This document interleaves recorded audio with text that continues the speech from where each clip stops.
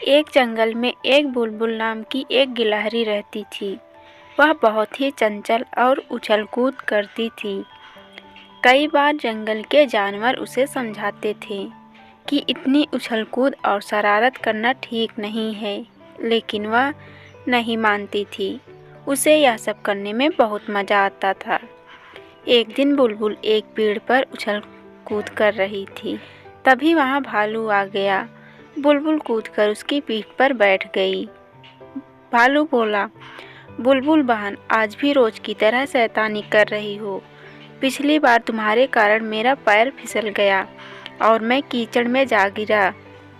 यह सुनकर बुलबुल हंसने लगी और बोली, माफ़ करना भालू, तुम्हें देखकर मुझे छेड़ने का बहुत मन करता है, लेकिन मैं वादा करती हूँ आज तुम्हारे साथ कोई शरारत नहीं करूँगी।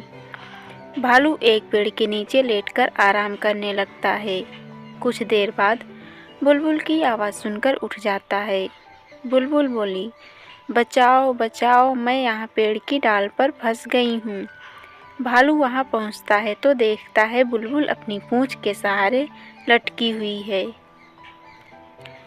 और कभी भी गिर सकती है। वह दौड़कर जाता है और सभी जानवरों को बुला लाता है। बुलबुल बोली, भाइयों मुझे बचा लो, मैं पेड़ पर चढ़ रही थी, तभी दो टहनियों के बीच मेरी पूँछ फंस गई। कुछ देर बाद जिराफ वहाँ पहुँचता है। वह गिलहरी को पेड़ से छुड़ाकर नीचे रख देता है। बुलबुल सबका धन्यवाद करती है। भालू बोला, देख लिए शरारत करने का नतीजा। वादा करो आगे से कभी शरारत नहीं करोगी। बुलबुल बोली, वादा करती हूँ। बुलबुल वादा करके वह 2 दिन चुपचाप अपना खाना खाकर एक पेड़ पर बैठी रहती थी, लेकिन उसका मन बहुत उदास था। उसे तो उछल कूद करने में मज़ा आता था। एक दिन वह पेड़ पर बैठी थी, तभी उसने देखा चंचल बंदर इस डाल से उस डाल पर कूद रहा था। यह देखकर बुलबुल का मन भी यही सब करने को होने लगा।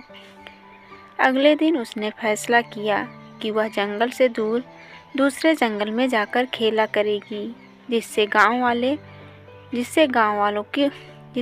वालों को उसकी शरारत के बारे में पता नहीं लगेगा। सुबह होती ही वह सबसे बचती बचाती दूसरे जंगल में पहुंच गई। वहां पहुंचते ही उसे एक बड़ा सा तालाब दिखाई दिया। वह जैसे ही तालाब के पास पहुंची, एक चिड़िया ने उसे आवाज़ लगाई। चिड़िया बोली, बहन, क्या तुम इस जंगल में नई आई हो क्या?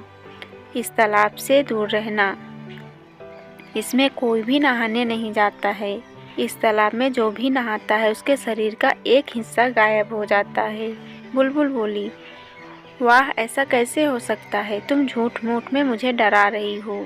चिड़िया बोली, तुम्हारी मर्जी, मैं तो तुम्हें सावधान कर रही थी। जाओ नहाकर देख लो, पता लग जाएगा। बुलबुल नहीं मानती है और वो तालाब में डुबकी लगा ली। उसे बहुत मज़ा आया। वह बहुत देर तक तालाब में नहाती रही। जब वह तालाब से बाहर निकली तो चिड़िया उसे देखकर हंसने लगी। बुलबुल बोली, तू क्यों हंस रही है? चिड़िया बोली, तुम्हारी पूँछ कहाँ है?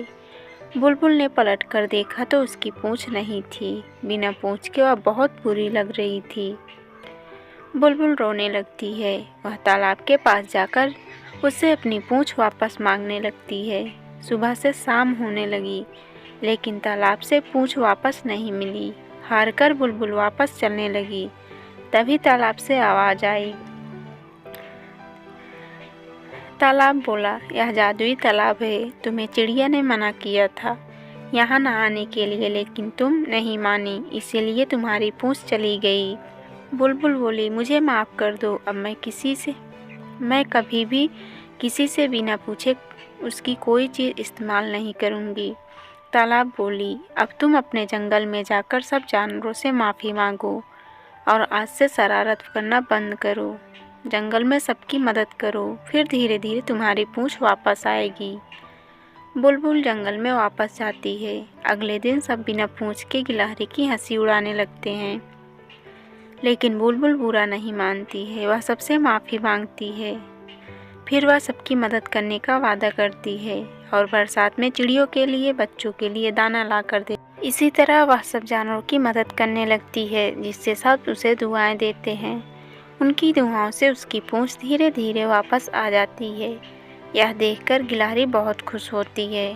तो दोस्तों, ये कहानी आप लोग को कैसा लगा कमेंट में बताइए, और वीडियो को लाइक, शेयर, चैनल को सब्सक्राइब करना। बाय बाय दोस्तों।